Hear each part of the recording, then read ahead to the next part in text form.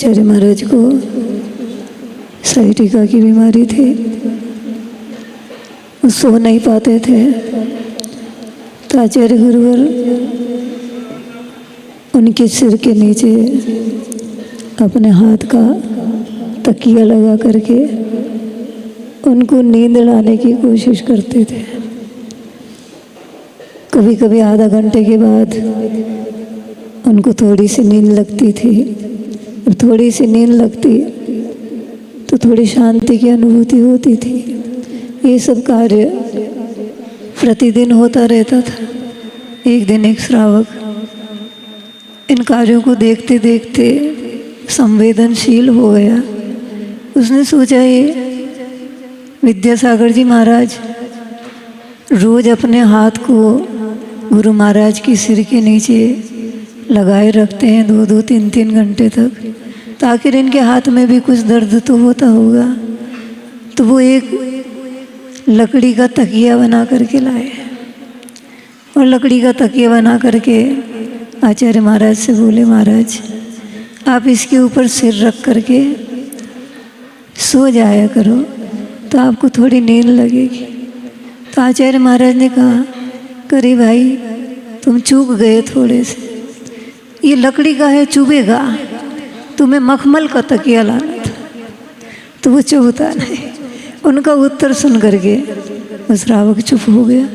ऐसे हमारे आचार्य ज्ञान सागर जी महाराज की साधना के बारे में अपन कुछ कल्पना नहीं कर सकते।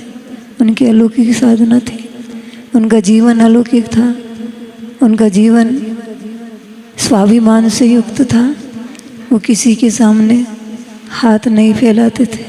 चाहे भूखा रहना ज़्यादा अच्छा है, बिना पड़े रह जाना अच्छा है, लेकिन किसी के सामने हाथ फैला करके फीस भरवा देना, भोजन करना उचित नहीं लगता था।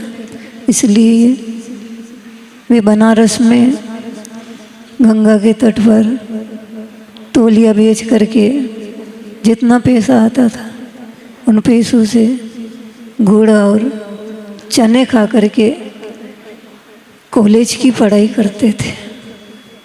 ये उनके स्वाभिमान का बहुत बड़ा उदाहरण है, और आज हमारे जीवन में भी ऐसा स्वाभिमान आना चाहिए। आचार्य महाराज का समाधि दिवस है। आचार्य महाराज के जीवन की अहिंसा के बारे में, उनके जीवन में जो अनावश्यक नहीं करने के भाव होते थे वो हमारे जीवन में उतरने चाहिए। मेरा तो एक भाव था कि आप लोग आज एक नियम जरूर ले लेवे। हमें यहाँ आए 2 दिन हो गए हैं, हमने कई जगह पर तुम्हारे नागपुर में ऊपर से ओवरफ्लो हो करके पानी बहते हुए देखा है। आज तो 3 बजे तक हमारा मन सामायिक में भी नहीं लग रहा था, पानी गिर रहा था।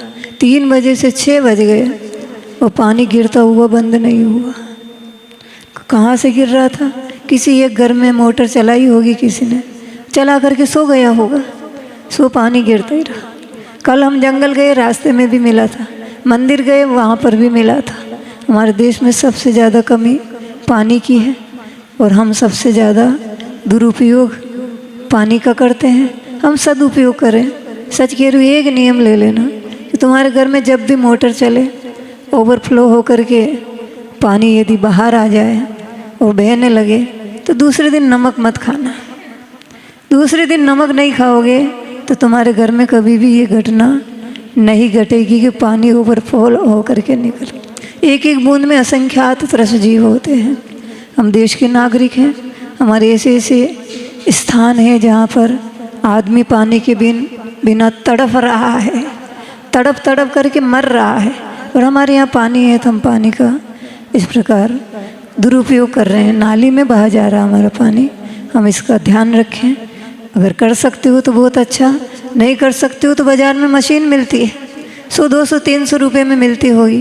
टंकी भरने के पहले आपको आवाज़ लगाएगी कि आपकी टंकी भर चुकी है, आप बटन बंद कर दीजिए, और तब तक बोलेगी जब तक आप बटन बंद नहीं कर देंगे। यदि पैसे का कर सकते हो तो मशीन ला करके लगा देना। कोई अच्छा धर्मात्मा आदमी हो तो घर घर में मशीनें लगवा देना, तुम्हारे को बहुत बड़ा धर्म का फल मिलेगा।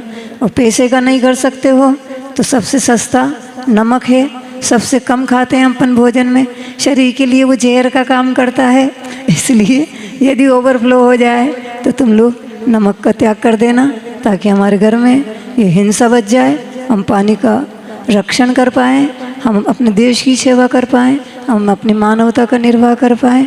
ये हमारा समाधि दिवस मनाने का बहुत बड़ा आदर्श हो जाएगा, ज़िंदगी भर याद रहेगा। हमने ये नियम कब लिया था?